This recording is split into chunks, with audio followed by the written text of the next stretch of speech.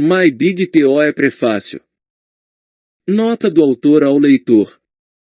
Sim, você deveria ler este prefácio.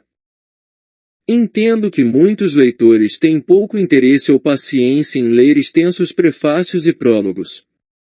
A primeira pergunta sempre é: devo gastar tempo lendo este texto acessório ou posso pulá-lo sem perder nada importante?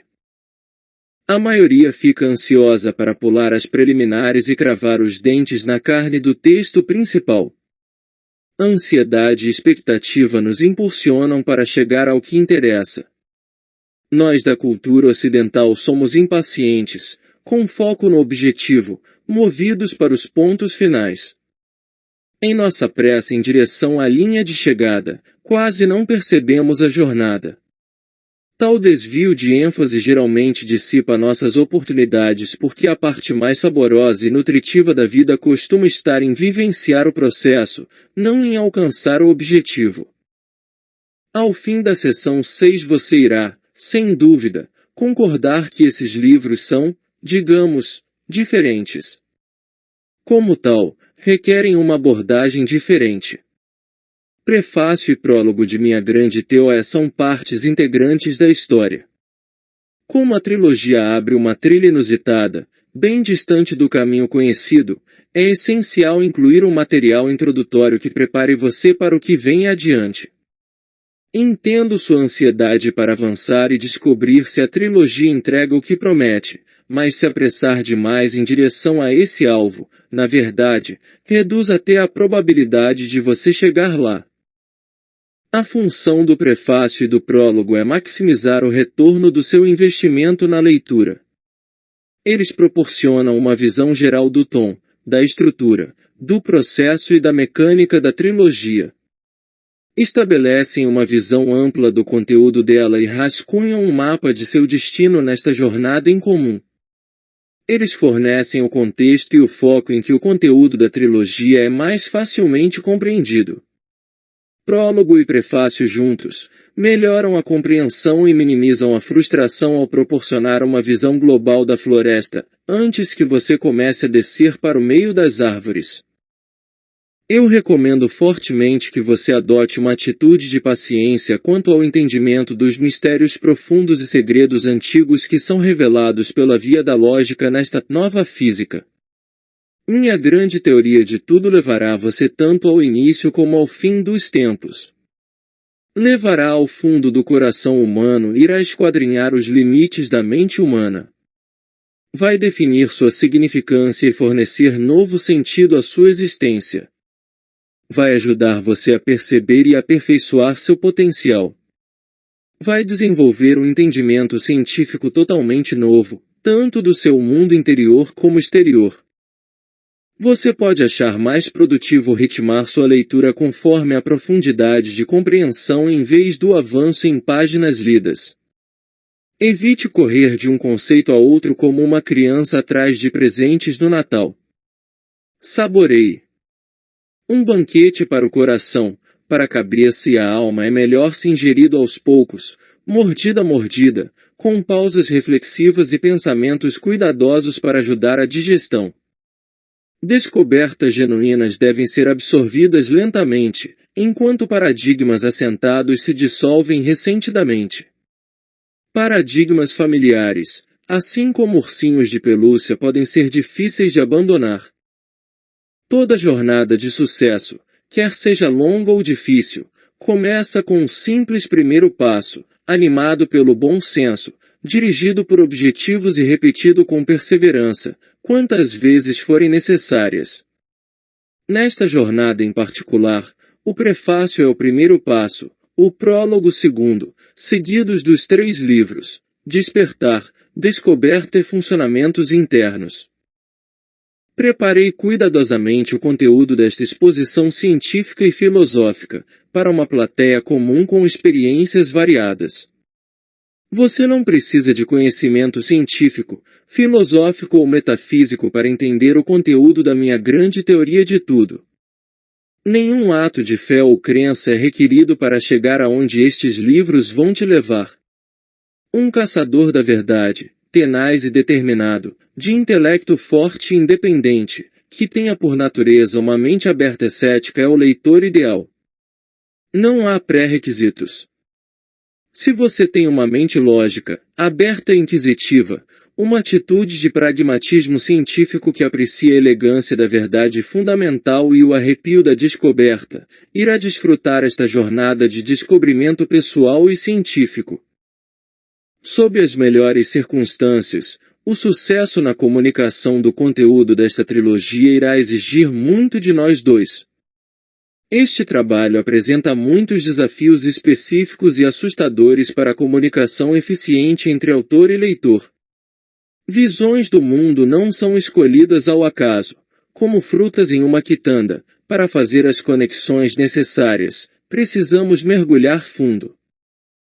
Bem abaixo dos alicerces do seu intelecto, sua cultura lança o modelo da sua visão de mundo sobre o sistema de crenças que define sua percepção da existência. As suposições que dão base à sua noção de realidade não são vistas por você como suposições, são aceitas sem questionamento, como o mais sólido dos fatos. Esta é a natureza da cultura, crença ao nível dos ossos e tendões da consciência. Contudo, os conceitos apresentados aqui provavelmente vão desafiar o sistema de crenças de sua cultura, independente de qual seja sua cultura de origem. O material de minha grande teoria pode desafiar suas hipóteses, crenças e paradigmas pessoais ao ponto de causar desconforto sério. Se este desconforto levar a uma resolução vantajosa, fico satisfeito, caso contrário, fico entristecido. Meu objetivo é ser informativo e prestativo. Encorajo você a aceitar o que puder ser usado proveitosamente e abandonar o resto. Conceitos e perspectivas novos e incomuns que são apresentados aqui seriam suficientes para gerar vários livros. Foi de propósito que deixei muito não dito e fora do meu foco, a fim de me manter concentrado na ideia central do desenvolvimento da grande teoria. Ainda que a trilogia permaneça, do início ao fim, com olhos postos em seu objetivo primário, às vezes farei pequenos desvios para adicionar cor, explorar conexões relacionadas e inserir tópicos de interesse especial e valor prático. Acredito que você vai achar esses desvios tão interessantes e informativos que, de bom grado, vai perdoá-los pela interrupção. Algum esforço seu será necessário para fazer a ponte com esses apartes e manter a coerência lógica da discussão maior.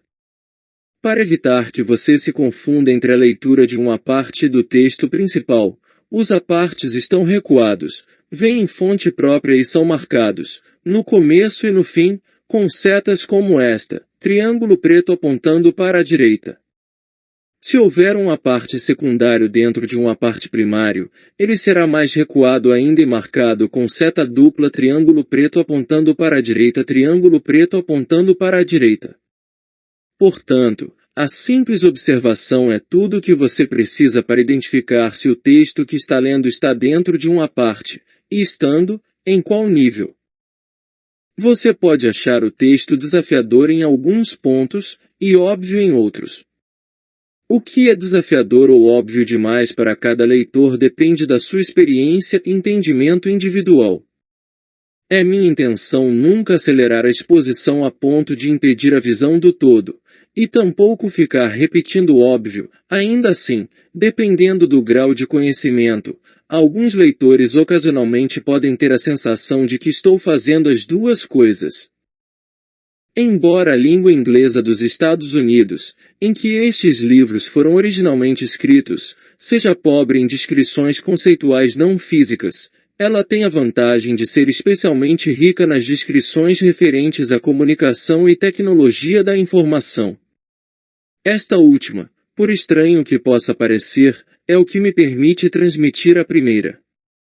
Pode soar inusitado, mas a difusão da ciência moderna e da tecnologia, especialmente comunicações e processamento de dados, é o que fornece as ferramentas conceituais necessárias para produzir um modelo de realidade mais ampla com que possa se relacionar, entender e trabalhar a mente ocidental, ou, num olhar mais abrangente, a atitude ocidental. Ou ainda, mais especificamente, o sistema de crenças ocidental. Ciência e tecnologia avançaram ao ponto em que suas aplicações e entendimento começam a refletir processos fundamentais da existência. Nós do século XXI só recentemente adquirimos os conceitos necessários para entender e apreciar a natureza da realidade mais ampla, dentro do contexto de nosso ponto de vista ocidental contemporâneo. Anteriormente, o conhecimento e entendimento da visão ampla e da nossa existência nela era inserido e descrito por antigos sábios em metáforas, pertinentes às suas culturas e especialmente criadas em benefício de seu público. Hoje, essas descrições antes consideradas práticas são vistas como muito simbólicas e irrelevantes para a visão científica moderna da realidade. Filosofia, teologia e ciência se encontram em desacordo quanto ao que importa. Sou um cientista. Esta trilogia é resultado de uma longa e cuidadosa exploração científica, focada na natureza da realidade e do indivíduo. Noções preconcebidas serão mais obstáculo que ajuda. É tarefa deste material claro e completamente traçar sua consciência, mundo, ciência e existência de uma maneira universal, lógica e científica que explique de forma abrangente todos os dados pessoais e profissionais que você acumulou durante a vida. Uma teoria de visão ampla que explica tudo pode parecer altamente improvável, e até absolutamente impossível, mas não é. Tenha coragem. Boa ciência e a engenhosidade humana vêm manifestando o impossível há pelo menos 200 anos. Mantenha-se aberto. A história costuma demonstrar que a aparente impossibilidade é quase sempre resultado de uma visão limitada. Paciência será necessária. Esta aventura de mente, ciência e espírito é complexa e levará um tempo significativo para se revelar. Se fosse algo óbvio já seria notícia velha ou estaria publicado num curto artigo de jornal, em vez de em uma trilogia. Uma mente aguçada que seja cética e aberta é o ingresso de que você precisa para fazer esta jornada. Com base nos comentários daqueles que precederam você, espero que ache pessoalmente enriquecedora esta viagem às profundezas da consciência primária e da realidade fundamental. Você será impelido a ter alguns pensamentos grandes e a ponderar acerca de algumas grandes ideias, mas as conclusões a que eventualmente chegue serão inteiramente suas, não minhas. Estes livros não foram publicados para convencer você de nada, ou persuadir você a adotar um ponto de vista em particular. A cada rodada, você é fortemente dissuadido de se tornar um crédulo. Dados, fatos e resultados mensuráveis são as únicas moedas com as quais essa trilogia negocia. Ler a trilogia Minha Grande Teoria não deve ser uma experiência passiva. Se você quiser aproveitar a oportunidade de sair da zona de conforto, provavelmente vai ter algum trabalho. Você sempre será encorajado a pensar por si mesmo e chegar a conclusões baseadas na sua experiência pessoal. A despeito de todas as reflexões sérias, também vamos brincar, rir e nos divertir um pouco enquanto avançamos. Muitas de suas crenças sobre si mesmo, sua existência e a natureza da realidade serão desafiadas. Se você está propenso a explorar uma perspectiva mais ampla, estes livros farão você pensar e repensar. A maioria dos leitores não considerará fácil a leitura desta trilogia, restringir-se a seguir os processos e sequências lógicas enquanto absorvem velhos paradigmas vai exigir esforço concentrado. Por outro lado, crescimento significativo e aprendizado raramente são fáceis, e se forem, raramente têm importância. Contrário aos meus esforços, as seções 2, 3, 4 e 5 de certa forma permanecem conceitualmente interdependentes. Cada seção será melhor entendida, e fará muito mais sentido, depois que as demais forem lidas. Não houve como evitar. A realidade é uma coisa inteira e unificada, com cada uma de suas partes inexoravelmente entrelaçada com as demais. Estes 3 livros e suas 6 seções desdobram o conteúdo conceitual da minha grande teoria de forma mais ou menos sequencial. Consequentemente, ler os livros fora da ordem numérica gera uma experiência menos plena. No entanto, entender minha grande teoria depende muito mais da leitura da trilogia inteira do que da ordem específica em que isso vai ser realizado. A natureza da realidade do leitor típico é tal que os conceitos devem ser aprendidos, um por vez, em minha grande teoria. Vamos examinar a visão ampla de múltiplas perspectivas para garantir que o projeto e a estrutura do todo se tornem claramente visíveis. Se tudo parecer meio distante de vez em quando, aguente firme até que se organize em uma imagem completa e coerente. Pelas razões acima, uma leitura lenta e cuidadosa vai otimizar seu investimento. Aproveite, passeie pelos livros a passo calmo e relaxado. Se travar, é melhor prosseguir, e voltar depois, do que ficar preso à leitura de palavra por palavra, na ordem em que aparecem. Seria lamentável se você deixasse de ver uma parte da floresta que talvez seja importante porque se perdeu exausto ou desanimado, vagando improdutivamente entre as árvores em outra parte.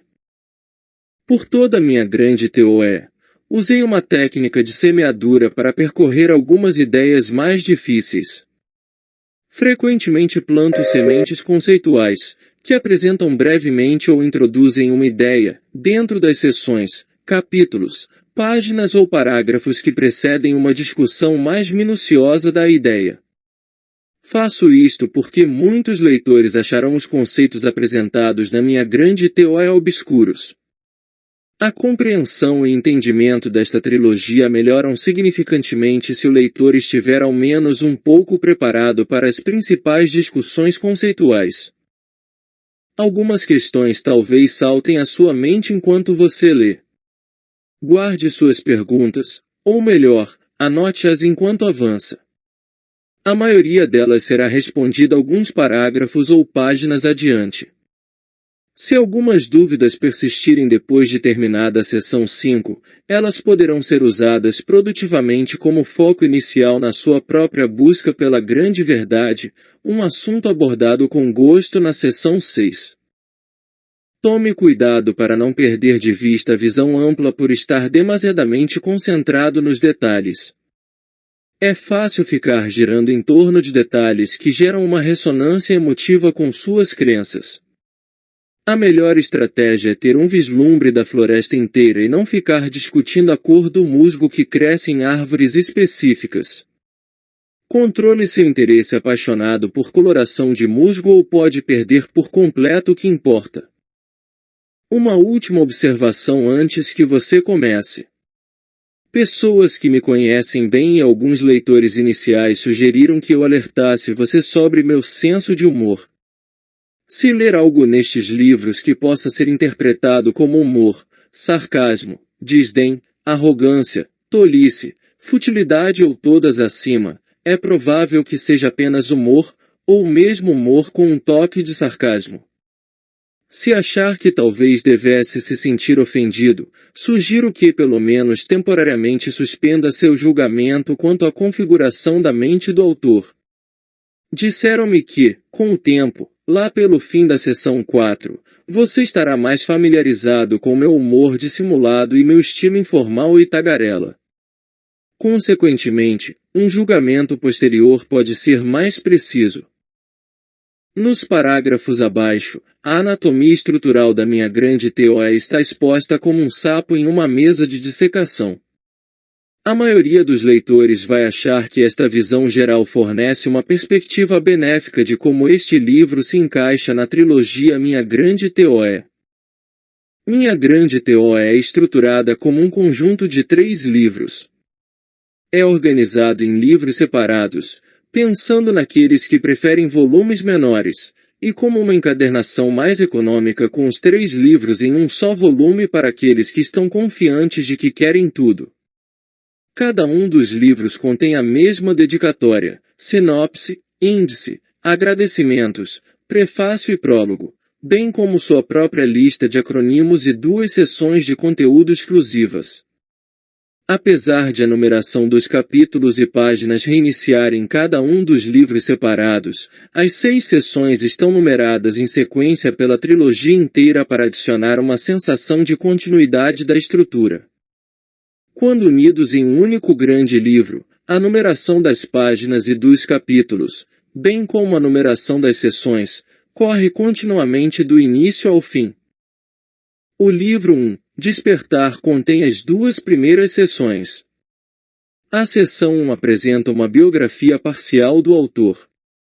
Sua função é lançar luz sobre as origens deste trabalho extraordinário, descrevendo a experiência e credenciais únicas do autor, que eventualmente levariam à criação de My Big TOE.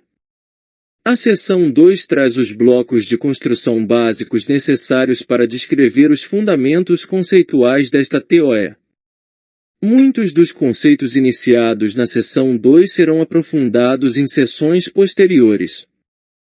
O livro 2, Descoberta, expõe as 2 seções centrais.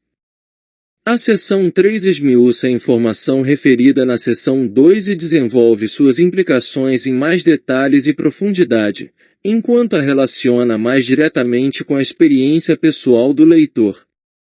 A seção 4 reúne as ideias das seções 2 e 3, enquanto esclarece os conceitos adicionais exigidos para agregá-los em um todo consistente. As seções 2, 3 e 4 são cuidadosamente projetadas para funcionar coordenadas em sequência, a fim de conferir o entendimento fundamental necessário para a compreensão da seção 5.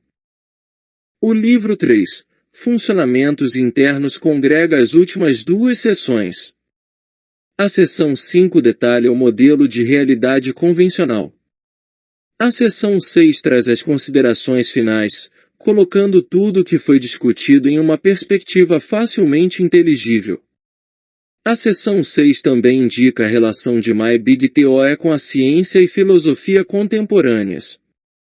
Demonstrando uma relação conceitual próxima entre esta TOE e alguns de nossos mais consistentes e respeitados intelectuais, a seção 6 agrega My Big TOE ao pensamento científico e filosófico ocidental.